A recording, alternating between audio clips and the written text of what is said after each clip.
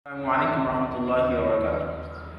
فقد قال الله تعالى في كلامه المجيد وفي فرقانه الحميد عما بعد فأعوذ بالله من الشيطان الرجيم بسم الله الرحمن الرحيم الحمد لله رب العالمين.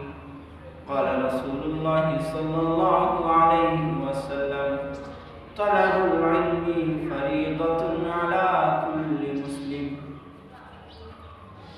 যাদের হৃদয়ে আছে আল্লাহর ভয় তারা কবু পথ ভুলে যায় না।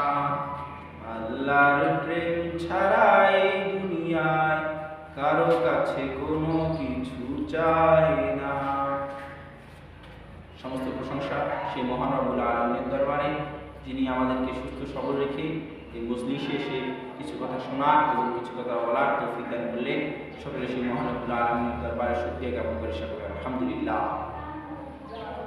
বিশ্বমানবতার মুক্তির দূত সাইয়্যিদুল মুরসালিন খাতামুন নবীয়্যিন রাহমাতাল লিল আলামিন, যেনার আদর্শ অনুসরণ করলে কালে কল্যাণ এবং পরকালে মুক্তি পাওয়া সম্ভব, সকলে সেই বিশ্ব নবীর প্রতি সংক্ষেপে দরুদ পাঠ করি। সকলে সাল্লাল্লাহু আলাইহি ওয়াসাল্লাম।